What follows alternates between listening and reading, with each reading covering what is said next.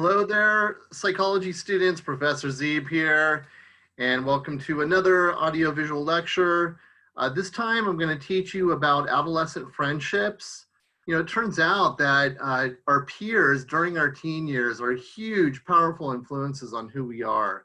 I know I can definitely think back to my high school years and how important my friends actually were. You know, they were a source of support outside my parents and things like that. So we really have found through research how important these relationships are during the adolescent years. And to be honest with you, a lot of research is also showing that these relationships we form early on in the teen years may provide the foundation for future relationships when we become adults. So it's definitely worth the time to kind of go over and look at and analyze and so forth. So let's get to it here. Let's go to our slides.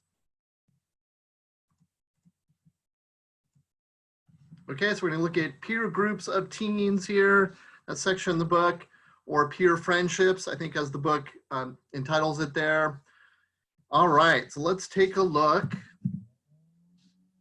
So when it comes to friendships during the adolescent years or our teenage years, overall, these friendships seem to be more intense and smaller in number. So meaning when we compare it to younger ages, the friendships are more intense in nature and tend to be a smaller group of friends compared to a wide variety that we see when we're younger.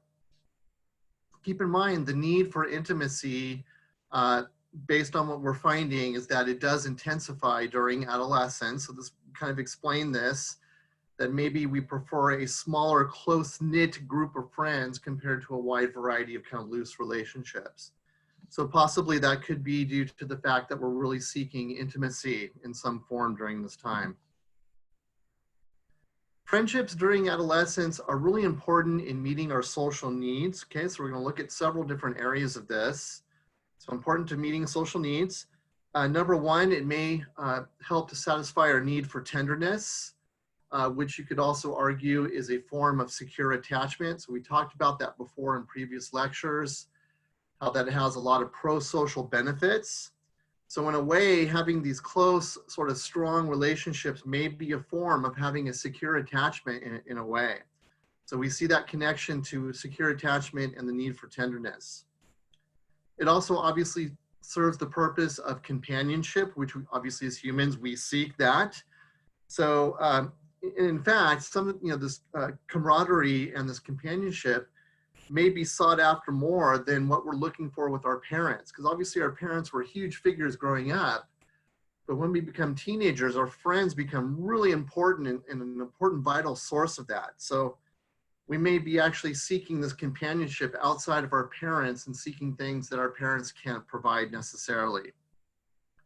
Having friends is obviously related to being accepted, so social acceptance, which of course is related to self-worth. So if you have several friends and they like you and you're accepted into that group, it makes you feel good compared to someone who doesn't have a lot of friends or being ostracized or abandoned, what's the word I'm looking for? Rejected in that sense. So in other words, it gives us a sense of acceptance and that really boosts our self-esteem and our self-worth. So research has revealed that teens do depend on their friends more for several of these factors, including intimacy, the reassurance of worth, and companionship. So that would kind of make sense. It also gives us an opportunity to disclose intimate personal information more so compared to when we were younger. So in other words, the conversations you have during high school with your buddies are way more intense and more intimate and personal compared to say when you were 7 in elementary school. And by the way, a lot of these conversations go deeper in some cases than what you can have with your parents in terms of the conversations. In other words, you may want to talk about sex with your peer group, where you may be embarrassed to do that with mom or dad, or don't have the opportunity to do that for several factors. Positive friendships are related to a whole host of positive outcomes. So we're really seeing that if you have not only a solid group of friends, but really good supportive friendships, it's definitely related to a lot of positive outcomes. So I'm going to kind of look at some research here. Some of the functions that we think friendships actually have during our teen years, and especially positive friendships, okay? Some psychologists argue it enables us to control our aggressive impulses. In other words, rather than bullying or fighting, which maybe we did that when we disagreed with people when we were younger, now it opens the door to resolve differences in a different way. So you can debate, you can have these deep, sort of powerful conversations with your buddies where previously you weren't able to do that because of cognitive limitations and so forth. So it allows us to kind of control some of those aggressive impulses that may have been in play. Friendships obviously enable us to obtain emotional and social support and to help us to become more independent. As teens, we're naturally breaking away from our parents' control. So this may be one way of sort of helping us do that, where we can rely and lean on our friends when things go wrong for support in different needs, where you can't necessarily do that with your parents in the same way. Friendships help to improve our social skills, develop our reasoning abilities, for example, allow us to express our feelings in more mature ways. So in other words, it helps us in those various areas by having friends and discussions and bonding opportunities. Having friendships also may serve the purpose to allow us to develop attitudes about sexuality and gender role behavior. In other words, as a teen, obviously we're becoming sexual, opportunities exist to express that. You're defining who you are in terms of what your orientation is, for example. Let's say that it may be very uncomfortable for you to talk to your parents about this, where it may be kind of awkward or embarrassing, but now you can sit down with your buddies and share your sexual experiences or answer questions that you may have from some of the more experienced members of your group.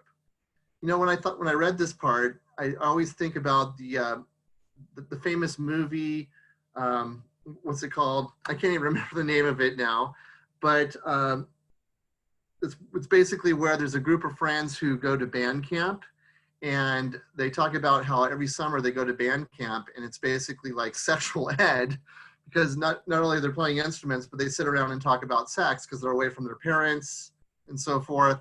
That's the kind of stuff we're talking about. It opens up doors and allows you to sort of express those ideas and answer questions that obviously teens are very curious about.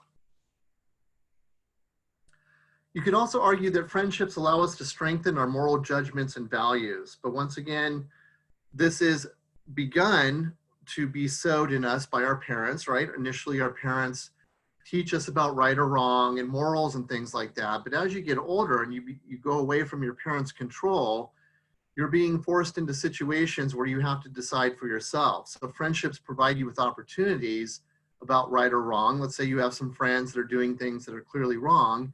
You have an opportunity to say, no, I don't believe in that. I want to go in this direction because I don't want to get in trouble. I think it's morally wrong, for example. So friendships allow us those opportunities, and through those experiences strengthens our morals and our values and really defines who we are to a certain extent.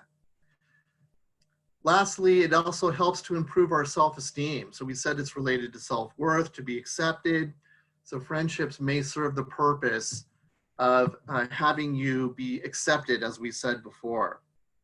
Keep in mind, the nature of these relationships seems to foreshadow future romantic relationships, as the studies are basically showing.